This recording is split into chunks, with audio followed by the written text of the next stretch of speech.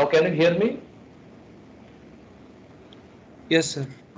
Yes, sir. Is it okay right now? Yes, sir. Yes, sir.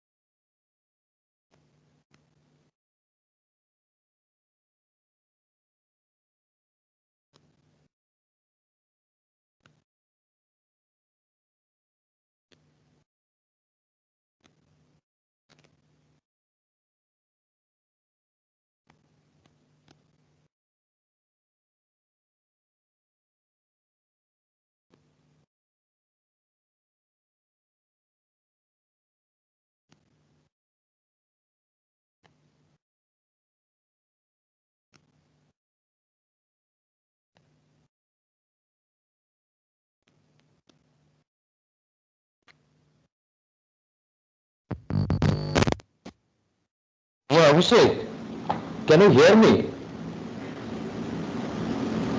Hello? Yes, sir. I can hear you.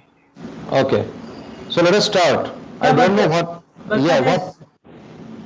Yes, there's some what? disturbances coming from the. So there is some disturbances coming from the mic, sir.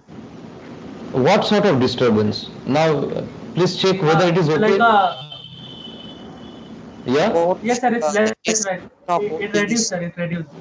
it's okay, right? Okay. So please do notify me when things are not okay, because if you cannot hear me, there is no point in a class, right? Yes, sir. So yeah, so Sir, I don't actually, know. still not okay, sir. It's I still can not still hear okay. that there is some noise.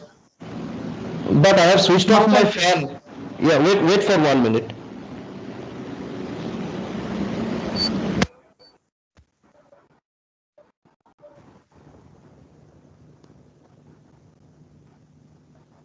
Sir, it's okay now.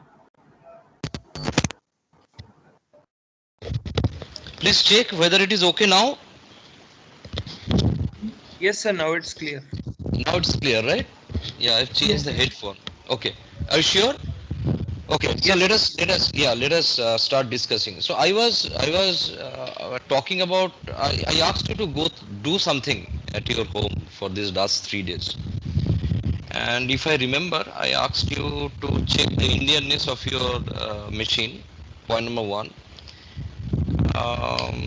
Point number two, I asked you to download the slides and just go through the slides. How many of you have done that?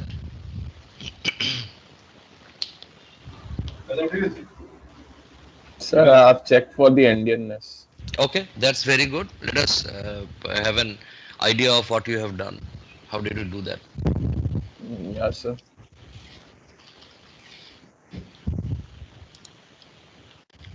If you have a screen, you can share the screen with everybody.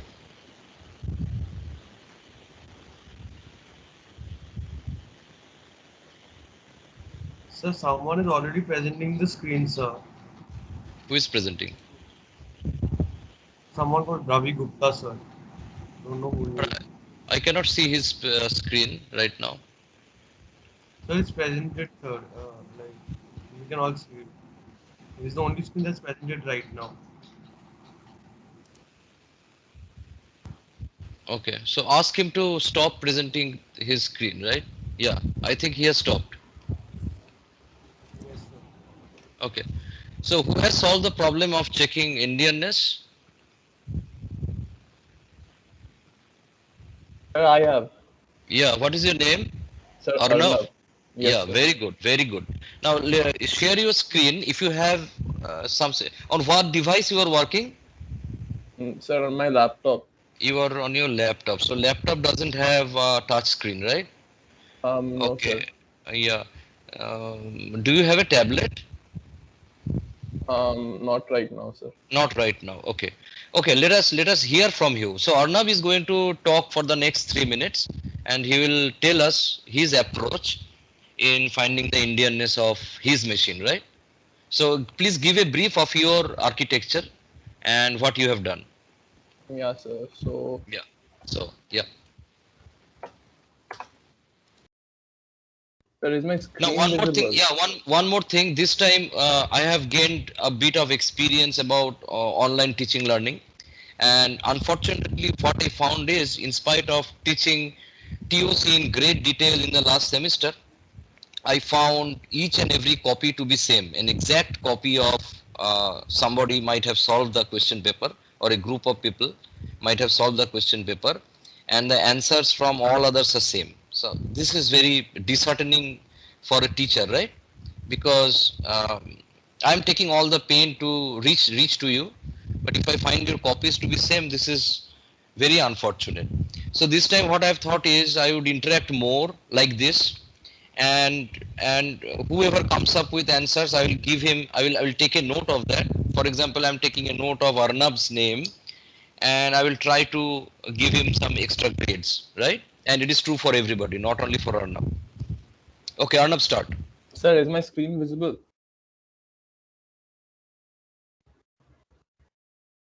Hello?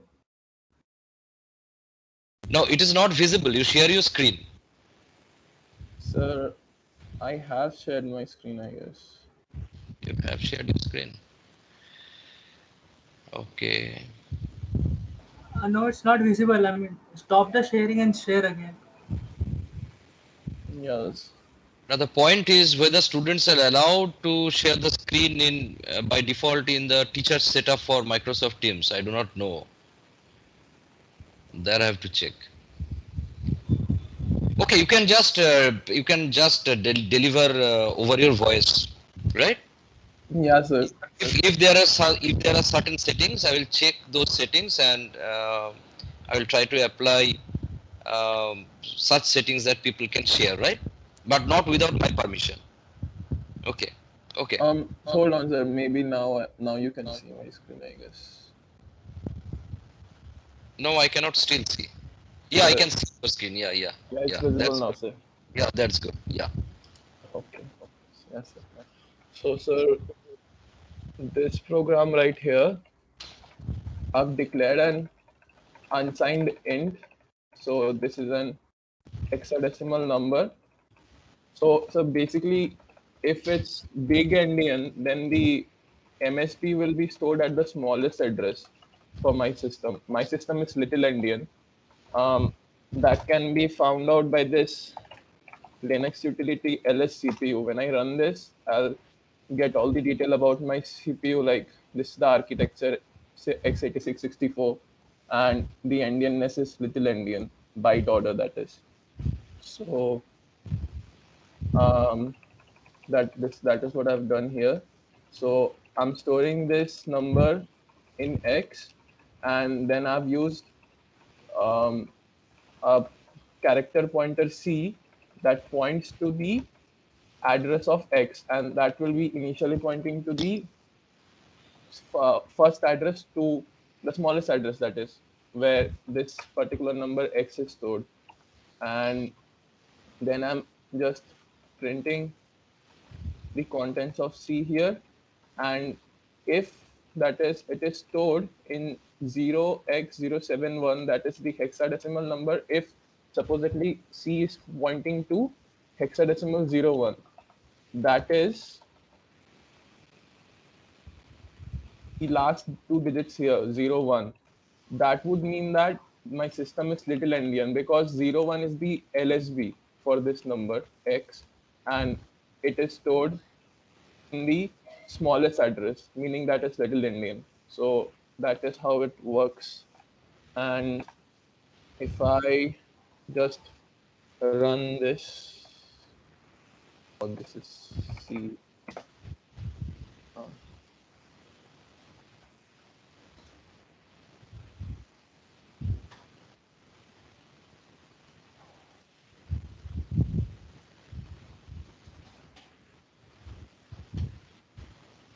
mm,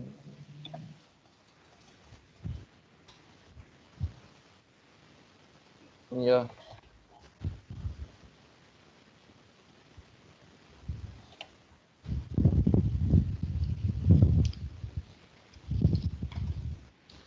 I can see the output. That is, the character pointer C is pointing to 0x1. That is the least significant bit stored first, meaning my system is little endian. So that's it. Okay. Yeah. Okay. So you stop sharing your screen. Yeah, sir. Yeah. Okay. So that's a good job by Arnav. He has done. He has followed the right process. Now I have two questions. Let us discuss on those questions. Why did you store that long integer in hexadecimal format? That is my first question. What is the need of storing? I think C, right, or X? What Yeah, was your sir. variable? What was your variable that holds that So, value? so it was a hexadecimal value. No, no. What was the name of the variable? X. X. So what Yeah. was the need? What was the need that you store X in hexadecimal format? Let us all hear So, from you. Yeah. so for hexadecimal, sir, um, Okay. Let me extend my question. What if I stored X in long integer format without storing X in hexadecimal format? What would have been the difference, if any? so the smallest address, the smallest size that I can store, sir, is like a half word or 2 bits in my system of 4 bit. So hexadecimal would Okay. allow me to Okay. divide Okay. up the numbers, Yeah. Okay. Okay. That is so I good. That can is good. point. Yeah. See, absolutely. Point number one is absolutely your code is fantastic and fine. There is no problem in your code. We are just trying to analyze why did you take your variable to be in hexadecimal format, in hex format, right? Now, my next question is, what if I took my variable in long integer format? Would there be any difference? Let us know. So long end. Yeah, it's a long int that you are storing. You are storing a long int in X, but you are storing it in hex format, right? So Yeah. I am just asking, what if I didn't store that number in hex format? What if I stored that number as a plain long integer? Got my point? Yeah, Now so my next question is, or my next objection is that you have run lscpu command to find out the Indianness. So yeah, sir. actually your program is not finding out the Indianness of your machine. Your program is just verifying or assuring that whatever That it is else Latin Indian. that it is little Indian, right? Yeah. So Yes, sir. yeah, so it's a bit deviation. It's a bit deviation from what I wanted. So Yeah, sir. what I want, yeah, yeah. Actually, I Let me found out complete. about this. Arnab. See, Yes, sir. Arnab. I am not criticizing you. I am very happy that you have done it, and I have noted your name so that I can give you some extra grace, right? Because again, I know all the answer sheets will be same. We are just discussing in a friendly manner, the way that I Yeah. love to take classes. So my first question was what did you what made you think that you should put the number in hex format and not in long integer format, right?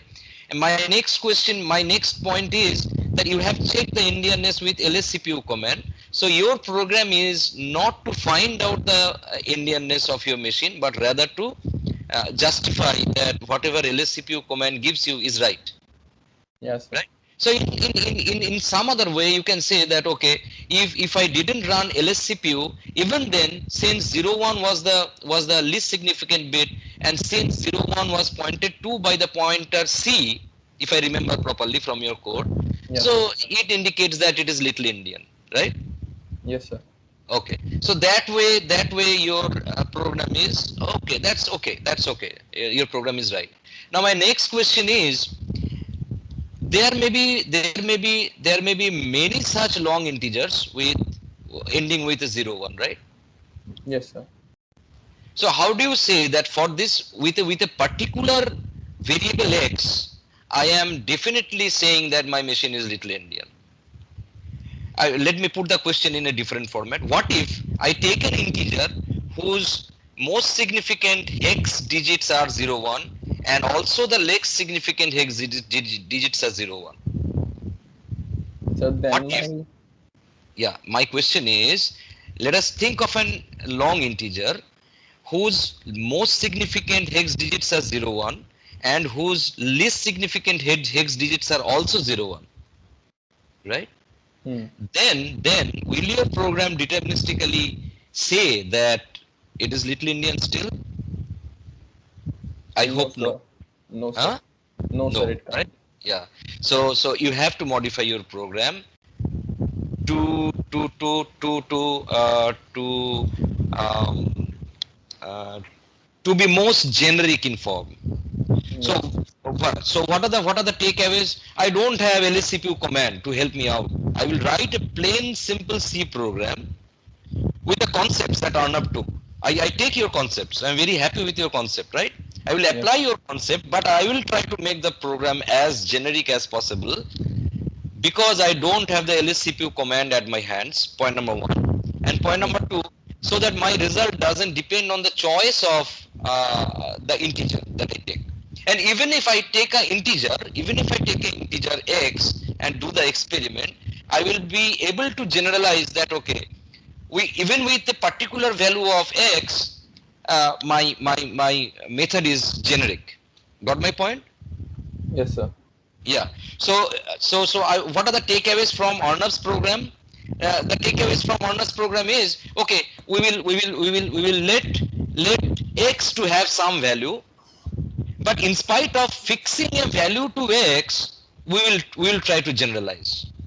This is the challenge, right? Yes, so So maybe we'll we could fix it. take the input from the user. No, there is. I'm not talking about that. I'm talking that I am taking your approach, right? I am taking your approach of fixing the value of x to a particular number. But even if I do that,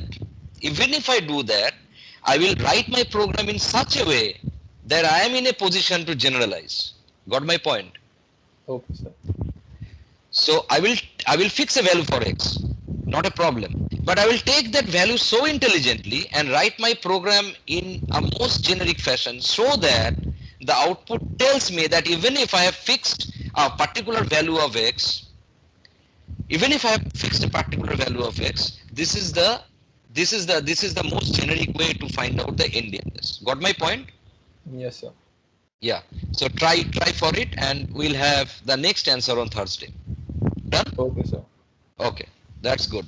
I'm very happy, Arnab. Thank you, sir. Okay, so any other questions anybody has?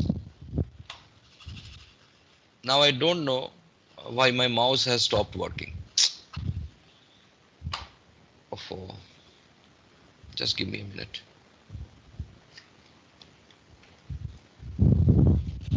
Yeah, it has started working. So let me share my screen.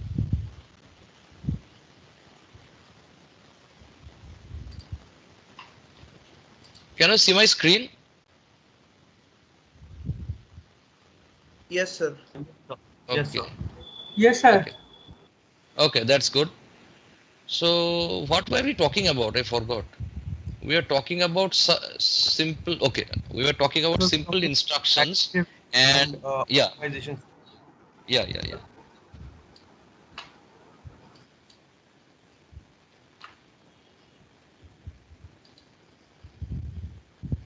Am I audible? Yes, sir. Okay.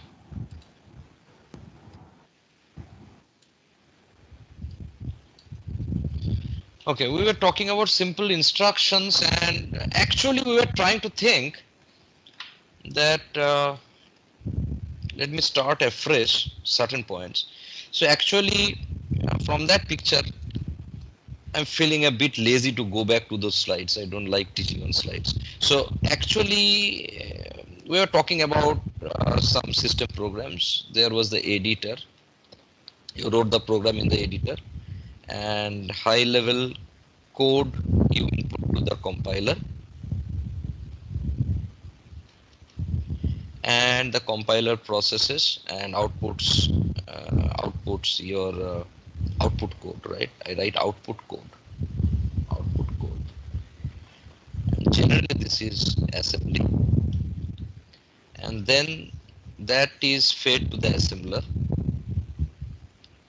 and you have target code. Now in certain aspects, assembly is also a target code. It depends on your architecture. So let us not write target code. Let us be more perfect. And let us write object code, right? That is the better one. Object code. Then you have the linker that links with system-wide objects. With this object, it links system-wide objects.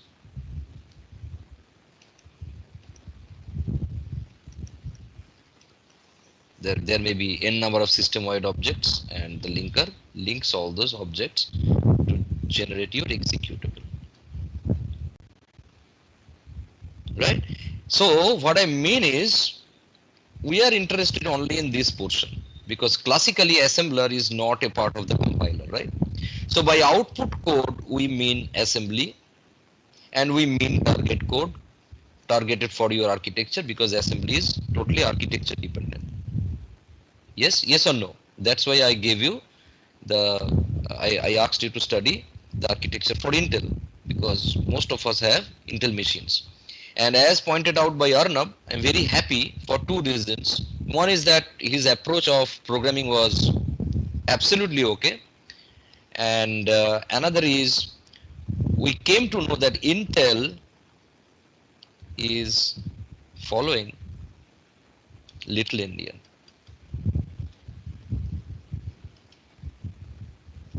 Byte order.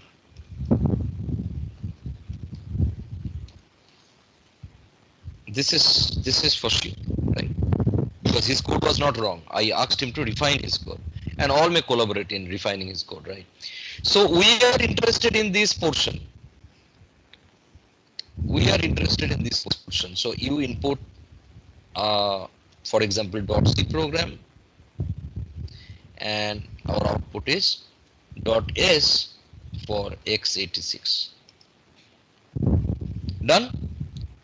So in the last class, I was thinking about the input and the output specifically. And in the semester, we are going to study what happens in between. What happens? How does the compiler work to compile a .c program, for example, and to output a assembly? Right? That is exactly what we are going to study. What are the steps? What do you mean by a front end of a computer? What do I mean by a back end of a computer, a compiler?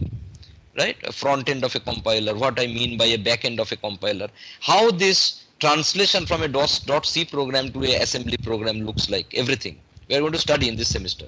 But for now, I started with something like this. We are trying to visualize, we tried to visualize sample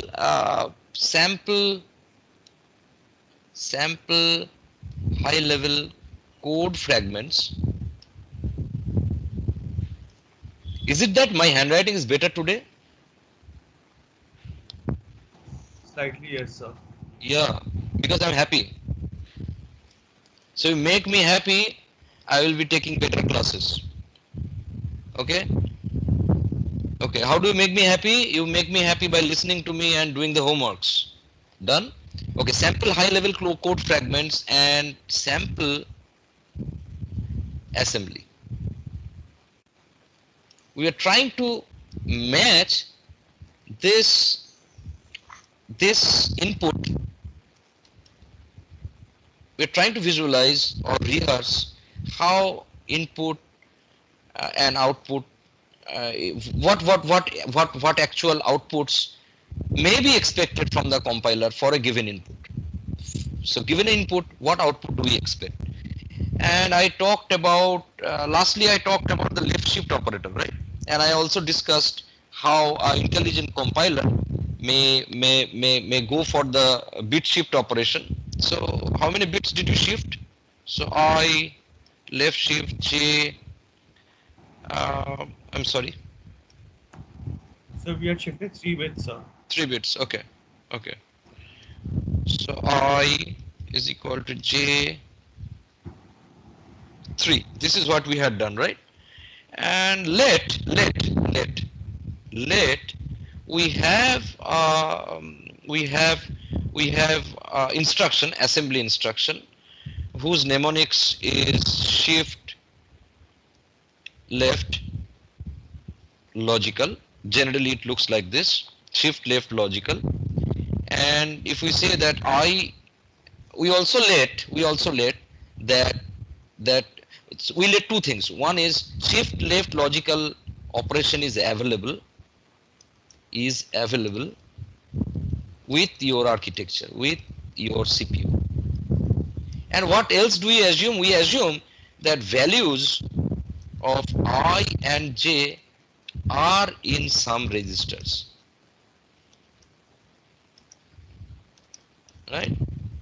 So why do we assume? We assume because all the operations required to take the values of I and J from a memory location to the register is complete. That is my main assumption, right? So if we look here in this portion of the compiler, when you input a C program, the values that we talk about your C program, what is the responsibility of the compiler? The responsibility of the compiler is to generate a assembly code, right? And if that is the responsibility, then we have to assume that the values are in registers, because assembly code talks about registers, right? So all the operations that happen to take the values of to think of the values of I and J are in some registers. So these are my assumptions, right? Sir, So given, yeah, bolo. sir, Yes. what is the need of second assumption, sir? With what second assumption? What We is assume that that's a very good question. We assume that the values of I and J are realized in some registers. There are some registers available to realize the values of I and J. What happens is in each and every CPU you have a set of registers, right? Most probably in Intel registers you have to see through those documents. I cannot memorize how many registers it gives you. It gives you sets of registers for arithmetic operations, for floating point operations, for system operations. So let your CPU has 16 registers for all such variable assignment operations, right? That is what I assume. That for I and J, to realize I and J, registers are available and the values are taken to the registers, right? We can think that values are in the registers. Did it answer your question? Sir. Yeah? Yes or no? Yes, sir. Yes. Okay, so this assumption is nothing but to keep things theoretically perfect, right? So, in fact, it's a good question. Even if I did this assumption, nothing would have gone wrong, because in most cases, registers will be available to realize the values. Yes or no? But I tried to be theoretically perfect. That's why I uttered that term. So if this is available, we can model. We can think of, if this is the input statement, we can think of a sample output statement as shift left logical. We thought that I would be in R1, right? That is what I would be in R1, register R1, J would be in R2. That is what we assumed. So it would be, we are following the GAS terminology. That means the operation with some mnemonic, then source registers, and then finally the destination register. So this is what I am following, and that's why I gave you a link for following the GNU assembly for Intel. I don't know how many of you have gone through. Okay, so SLL, we can say that, okay, it is R2, and then you have a value, you can write the value 3 R1. To be more perfect, what you can think is, it can be SLL R2, you can have some other temporary register called RT who has that value 3, and then R1. This is to be more perfect. Not really. I withdraw my statement. If you have something like shift left logical immediate, you can always have a value, right? Agreed? Yes or no? Yes. Now you have to check. You have to check what operations you have in your CPU. Okay. What about right shift? What is happening to my screen today? I don't have a control over my screen. Okay. So what about the instruction right shift? For example, the same thing. I equal to J 3.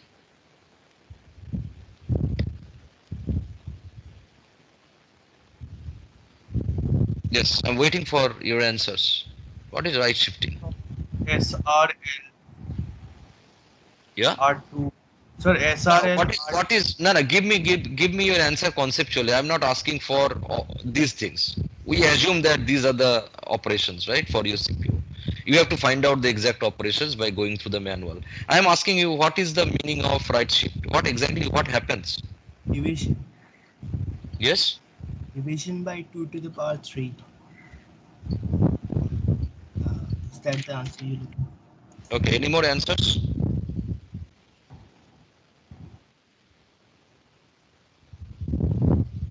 Okay, if I say that right shifting is more complicated than left shifting, do you agree?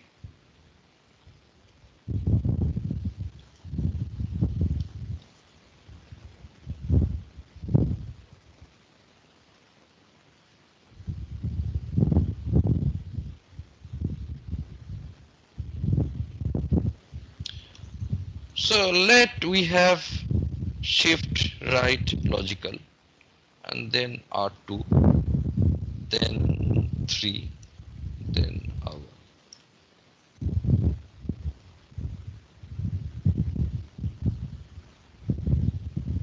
Right? Yes. Yes, sir. Now let me complicate things a bit. Let me right shift by n and let us assume that n, the value n is in some register called RT temporary register, right? So it will be shift right logical R2, then RT, and then R1. Now, why it is more complicated? The answer is yes, it is more complicated. Now, I want this answer from you. Now, it has to do something with whether J is positive or negative. This is a hint. Hint for why it is more complicated.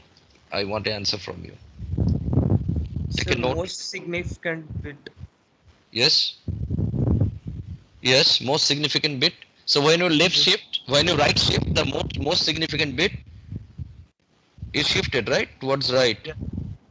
So if it is a negative number, the most significant bit was expected to be 1.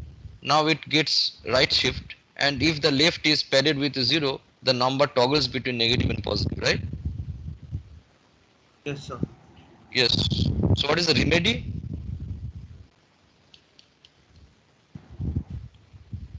So You to start, like yeah, convert do it what? into an unsigned equivalent to, and then go ahead with the right shift and then like bring it back to its original form, called negative. Uh, will it make the operation more costly in terms of CPU cycles? Yes, sir. Yes. So I want a remedy that will not render the operation to be much more costlier than a normal bitwise shift operator.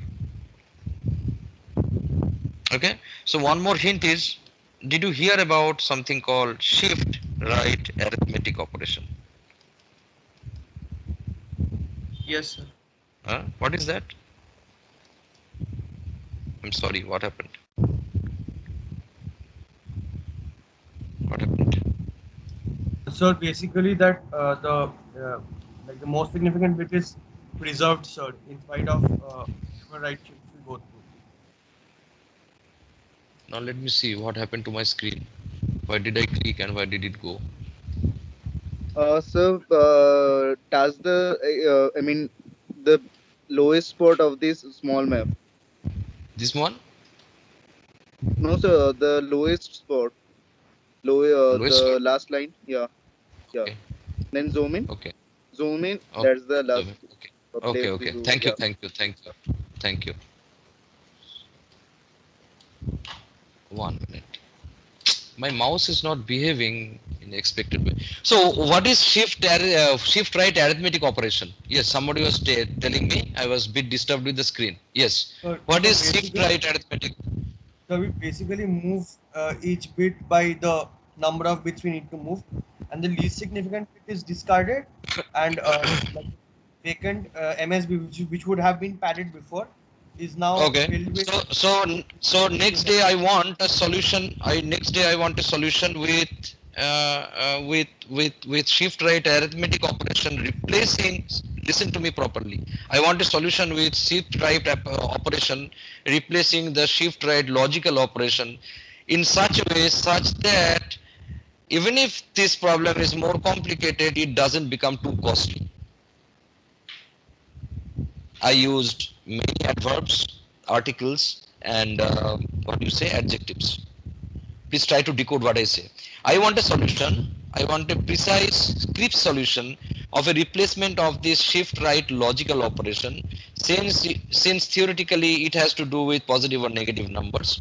I want a replacement with shift right arithmetic operation in such a way, and you have to explain it to me that okay, if I replace this operation with a shift right arithmetic operation, I do that in doing that, I solve the complicacy of this problem, but actually it doesn't incur much more cost. It would be costlier, exactly, but it would not incur that much cost that would be of worry. Okay? Assignment, today's assignment. Did you take it down? Yes or no? Yes, sir. Yes, sir. Okay. Don't leave everything over Basu. Assignments are supposed to be taken down by individuals, right? Because Basu will be overloaded. Okay, let us think about another example. Okay, negative numbers. So let us talk about negative numbers. So actually, this example helped us to go through more complicated scenarios. So let us talk about something like I is equal to negative of j multiplied by k.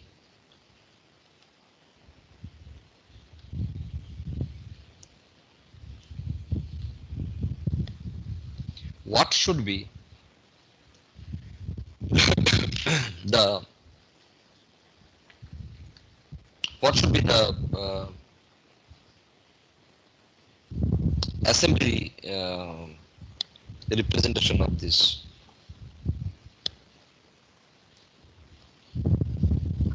Yes, anybody there? Yes, sir. Yes. Yeah. Tell me.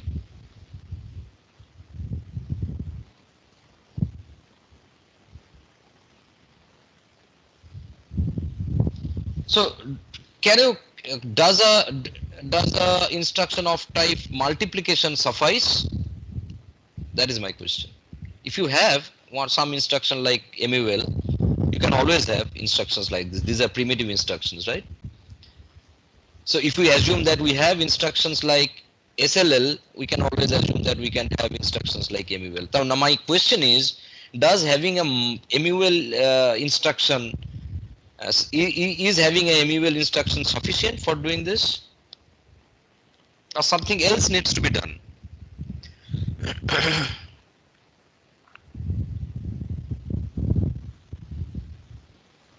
I'm not teaching compilers right now. I am just revising things in a most logical level.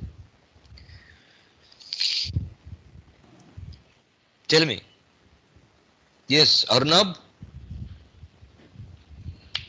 Arnab has set the expectations high on him. Yes, sir. So Yes. MUL, So you have to, yeah. Maybe so two's MUL, complement, sir. Yes. What? Sir, What? two's complement. So Two's complement. What is two's complement? Sir, two represents a negative numbers, sir. Yeah. So already your negative j will be represented by two's complement. Okay, sir. Did you get my answer? Yes, sir. Yes, So sir. two's complement is a way to represent negative numbers. So we'll let that two's complements is only used to represent negative j in your machine. Mhm. right? Yes, So it's a way to represent. So let that that your machine is using 2's complement only to represent a negative j. So how does it help you? Does it help you? It Yes, doesn't sir. help you because No, no, sir. it doesn't help you. It doesn't help you because you will let that negative j inside your computer is represented in 2's complement format only, right? Yes, sir. So how does that give you an extra edge over thinking that it is represented in 2's complement? It is in fact by default represented as 2's complement format. We are talking about this high level line segment to be converted to an assembly. For example, let us see if we use multiply and then j is in R2, right? So let I be in R1 register, j in R2 and k in R3. So multiply R2, right, R3 and keep it in R1. Now your register inside your register, that means R2 keeps a positive j, right? That is what we assumed, I, j, k. So this instruction alone will be wrong. Instead, we may require two instructions. One is that negates j and puts the value in R1. You negate j and put the value in R1, and then you multiply R1 with k and put the value in R1. Does it make sense? Yes, sir. Yes? Yes, sir. So here you should be looking for some operation that negates. So this your compiler needs to break this. Now let me come to the story. Your compiler needs to decode this into two separate instructions. One is put the value of minus j in I and then do something like I equal to I cross k sequentially. Agreed? Yes, sir. Yes. So you have to look out whether you have some instruction like this. Right? So think of positive j. This negative operation will now take the negative of that positive j and and represent that negative of j in 2's complement form and put that 2's complement form in R1. Yes, Arnab, did it satisfy you? Yes, sir. So we have to think of a positive j. By this negation operation, we are actually finding out a 2's complement form of j and putting that in R1. And then we are multiplying. Did it make sense? Yes, sir. Yeah. Sir, Okay. one question, sir. Sir, Yeah, one question, sir. Yeah. Clarify. Yes. We are negating the j because it's stored as 2's complement, Yeah. and then multiplying it with k. You That is like, are looking for an operation that negates that j and puts it in R1. okay. Got my point? This Yes. operation, I am assuming that any g is some operation that negates the source and puts it in the destination. So I have used negating the source is j is in R2 and putting it in R1. So actually I equal to minus j star k is broken down into two different instructions. First instruction and broken down and needs to be executed one after another, right? In that order. So we are thinking of that, okay, I will contain negative of j and then with that I will do I star k. Okay, sir. Done? Yes. So why do we think of this? Why do we look for some instruction like this? Because we don't want to complicate our lives. Let there be an instruction that takes care of negative j, that negates. We don't want to complicate our lives by assuming that, okay, since I have written this code in minus j, okay, the compiler will, yeah, that is what we are discussing. What the compiler will do. This is what the compiler needs to do. It should negate j, right? Put it in I and then do some I cross k. This is what the compiler should do. Agreed or not? Yes or no? Yes, sir. Yes. Okay. How much time do I have? For 2 minutes. 2 minutes. After that you have a class? Yes. Okay.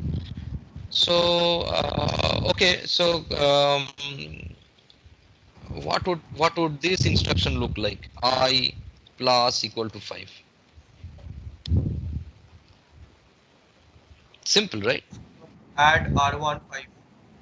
Yeah. Add immediate. Add immediate. R1 add immediate R1 5 R1, right? Okay. And okay. So let us end today's class with another example. Okay. Let me take a complicated example, a bit more complicated. Logical and hex.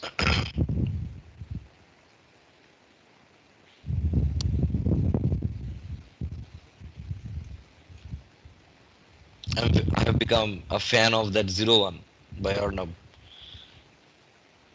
So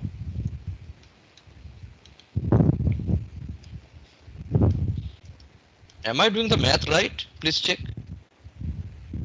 I'm an old man, so maybe I'm doing some mistake in the math. Is it okay?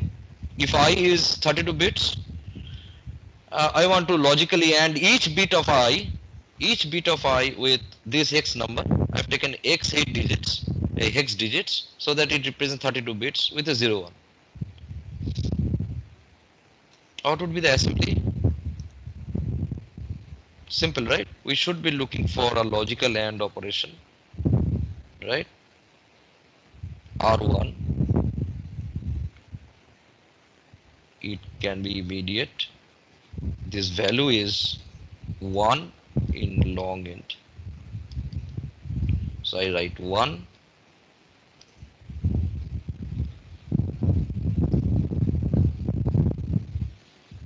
Is it? Yes, sir. Simple? Okay. Now let me end today's class with another example. So all these examples we are trying to think what is expected from the compiler, what the compiler should do. This side is input and this side is output. Right?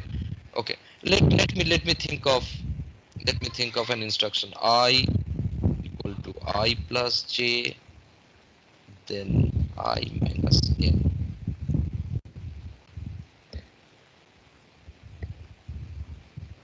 What should the compiler do?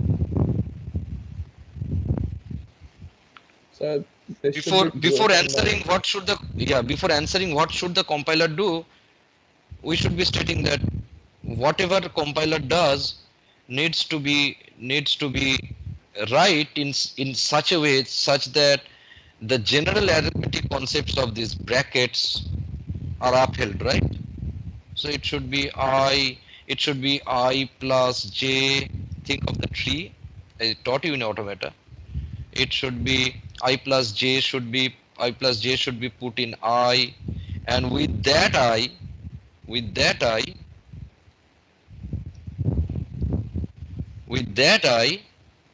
plus j should be put in some I, and if the compiler I don't know what is happening with my pen. So what should be done? Before I give the answer, I want to answer from you. Yes, what should be done? So let's say Yes. I is R1, J is Yes. R2, and N is R3, and Okay, very the good. sum Yeah, sum yeah. of So I. let me write it down. I is R1, I is in R1, J is in R2, n is in R4, right? Yes. Okay, now tell me. Yes. Sum of I and j is in R3. So let's say add R3, R1, R2. Add R3, R1, R2. So I plus j, sir. That's why. R3, R2, R1, right? Yeah, And store that in R1, right? no, sir. I was saying store it in R3, sir. Store it in R3. Yes, sir. Yes, sir. Like I plus Some j will be R3. Okay, some temporary register you mean, right? Yes, yes, sir. Yes. Yeah. I'm Okay. not very sure about the like syntax, sir. That's why I'm a bit confused. Okay, no problem. Yes, sir. So you want to add I and j, that means R1 and then R2 and then put it in R3. Then Yes, sir. And then then sub R1, R4, and put it in R5, let's say, okay. and So then another K1 is one temporary, K2 is another temporary, it is R5. Okay. and Then sir, MUL uh, MUL R3, R5, and store them in R. yeah, I've written already. So the compiler, so sorry, this should be in this side. So the compiler needs to check that it doesn't make a mistake. So I would like to congratulate that this is very correct, right? Why it is correct? Because he talked about two temporary registers. Sir, Now this can be reduced to one temporary register also. Yeah, tell me. sir, I'm really sorry to interrupt, but the next class has already started, sir. Okay. I'm leaving you. Thank you. Thank you, sir. Yeah. Thank you, Okay. sir. Thank you, sir. Thank you, sir.